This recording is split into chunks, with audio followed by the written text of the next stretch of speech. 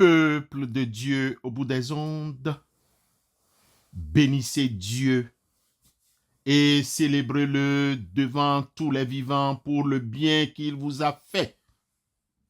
Bénissez-le et chantez son nom. Annoncez à tous les hommes et femmes les actions de Dieu comme elles le méritent et n'hésitez pas à le célébrer. Amen.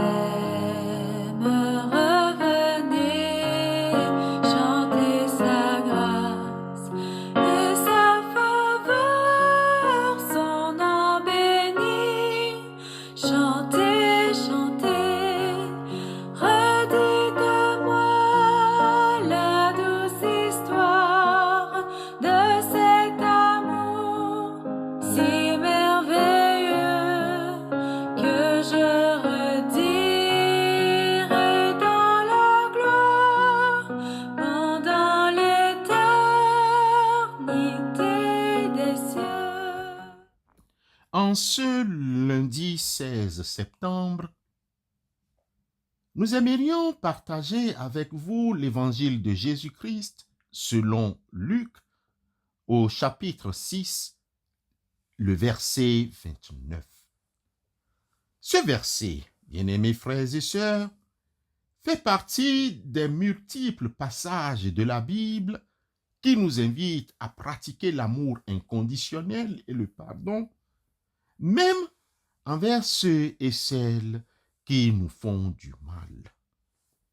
Si quelqu'un te frappe sur une joue, présente-lui aussi l'autre. Si quelqu'un prend ton manteau, ne l'empêche pas de prendre encore ta tunique. Luc 6, verset 29. Frères et sœurs dans la foi, cette parole nous cause vraiment de difficultés de compréhension. Suis-je normal pour présenter l'autre côté de ma joue à quelqu'un qui me violente? Quelles sont les limites de cet amour inconditionnel? Quelles sont les limites de cette parabole? Comment pouvons-nous mettre en pratique cet enseignement dans notre vie quotidienne? Encore mieux, frères et sœurs, comment concilier cet appel à l'amour avec le besoin de se défendre soi-même ou de protéger les autres?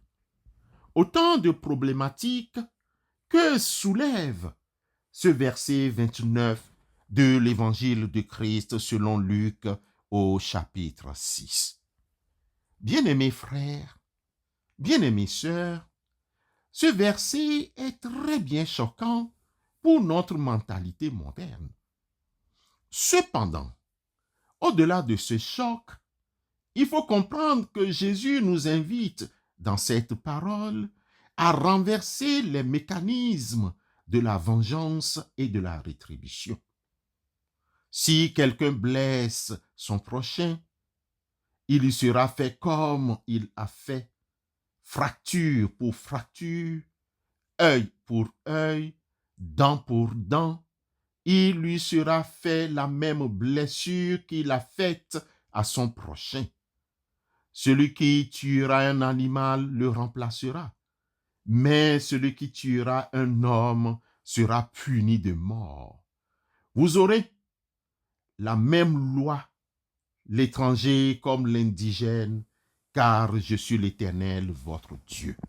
Lévitique chapitre 24, les versets 19 à 22. Frères et sœurs dans la foi, d'autres passages bibliques, comme Exode chapitre 21, le verset 23 et suivant, Deutéronome chapitre 19, verset 21, ou bien l'Évangile selon Matthieu chapitre 5, le verset 38, ne semblent guère poser de problème. Sa formulation est fort simple. Œil pour œil, dent pour dent, etc. C'est ce qu'on appelle la loi de Talion. Son sens est évident. Il s'agit d'infliger au coupable un mal de même nature, de même valeur et de même gravité que ce que le coupable a fait. Dans ce contexte, bien-aimé, Jésus propose le contraire. En effet, en proposant de tendre l'autre joue, Jésus nous invite à des actions non violentes. Il nous propose 3 grandes choses parmi tant d'autres. D'abord, briser le cycle de la violence. En ne réagissant pas à la violence par la violence, nous empêchons l'escalade du conflit. L'Éternel sonde le juste et le méchant, et son âme hait celui qui aime la violence. Psaume 11, le verset 5. Malheureusement, plusieurs personnes, même certains chrétiens, pensent que la violence est une réponse légitime à la provocation. Ce verset 29 de l'Évangile selon Luc, chapitre 6, nous donne les moyens pour désarmer notre ennemi. En agissant ainsi, nous supprimons notre adversaire et nous le désarmons psychologiquement. Éternel, garantis-moi des mains du méchant. Préserve-moi des hommes violents qui méditent de me faire tomber. Psaume 140, le verset 4. Mais, attention, soyons vigilants et ne restons pas sur place. Quittons cette violence, car Dieu lui-même nous prescrit la vigilance, tout en nous prescrivant de lui présenter l'autre jour. Le même Dieu nous demande d'être forts et courageux. Ne craignez pas, n'ayez pas peur devant eux. Le Seigneur, votre Dieu, marche lui-même avec vous. Il ne vous lâchera pas, il ne vous abandonnera pas. Deutéronome chapitre 31, le verset 6.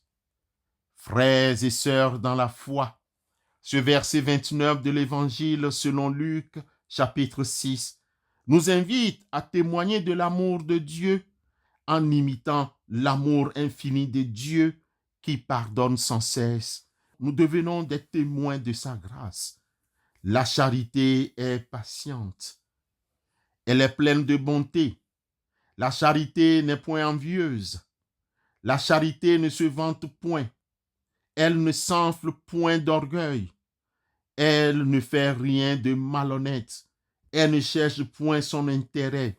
Elle ne s'irrite point. Elle ne soupçonne point le mal. 1 Corinthiens chapitre 13, les versets 4 et 5. En résumé, chers frères et sœurs, ce verset 29 de l'Évangile selon Luc chapitre 6 nous apprend à accepter et aimer nos ennemis. Un amour qui va au-delà de nos sentiments et de nos émotions. Ce verset 29 de l'Évangile selon Luc au chapitre 6 nous apprend à être proactifs dans le pardon. Ne pas attendre que l'autre nous demande pardon, mais prendre l'initiative de le donner. Ce verset 29 de l'Évangile selon Luc au chapitre 6 nous apprend à transformer les conflits. En répondant à la haine par l'amour, nous pouvons transformer les situations les plus difficiles. Frères et sœurs, ce verset est un défi constant pour le chrétien. Il nous invite à sortir de nos zones de confort et à vivre un amour radical qui transforme non seulement nos relations avec les autres, mais aussi avec notre propre cœur. Peuple de Dieu au bout des ondes, retenons qu'une réponse douce calme la fureur, mais une parole dure excite la colère.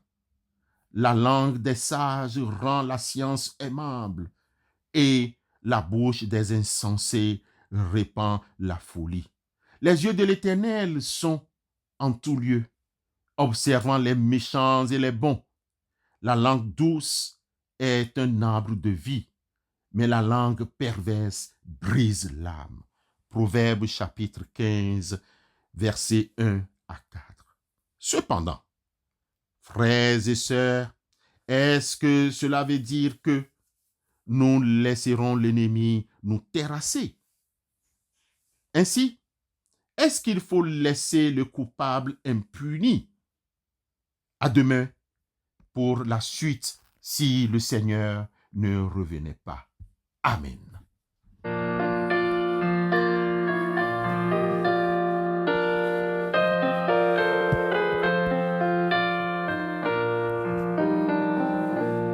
En ce triste monde, aucune puissance ne peut m'apporter le bonheur, mais de mon Sauveur, la sainte présence donne paix et joie à mon cœur, mais de mon Sauveur, la sainte présence donne paix et joie à mon cœur. Dans les jours mauvais, quand gronde l'orage, j'implore le secours divin. Mon Sauveur me donne force et courage pour continuer mon chemin. Mon Sauveur me donne force et courage pour continuer mon chemin. Prions Dieu.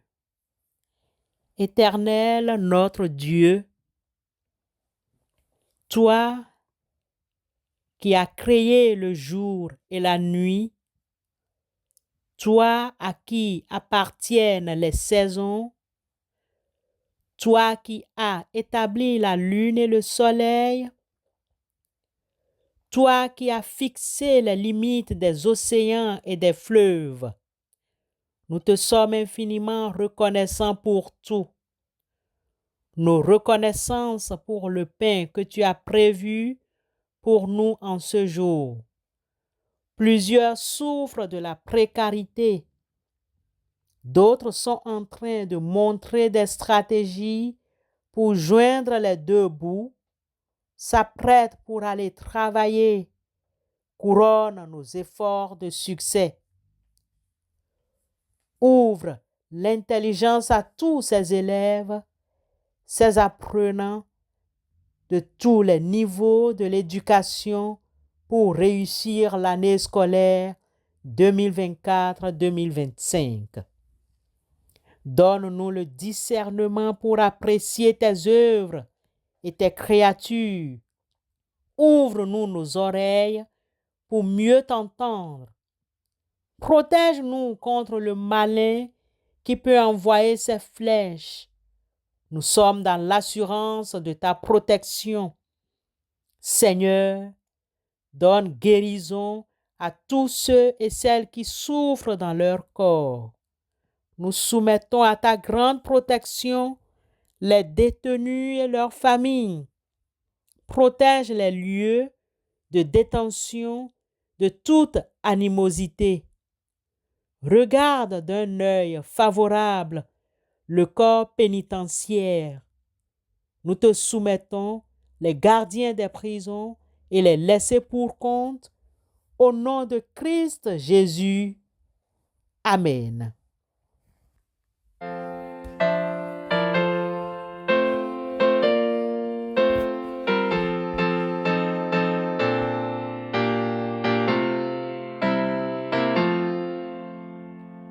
Tu payas mon salut par ton grand sacrifice, ô Jésus, quel merveilleux amour.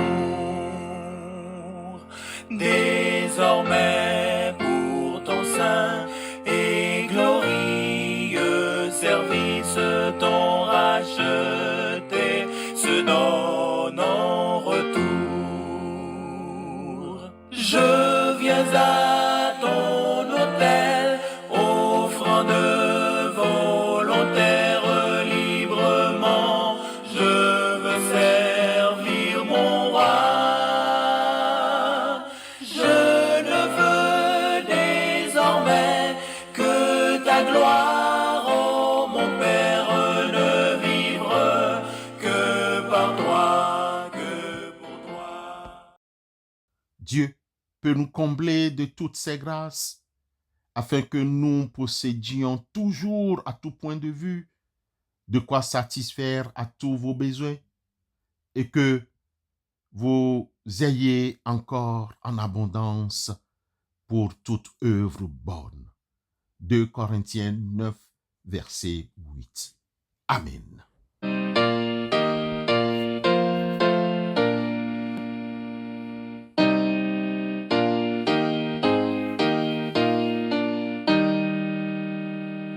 Que Dieu se montre seulement et l'on verra dans un moment abandonner la place. Le camp des ennemis épars, épouvanté de toutes parts, fuira devant sa face. On verra tout ce grand s'enfuir, comme l'on voit s'évanouir une épaisse fumée, comme la cire fond au feu. Ainsi des méchants de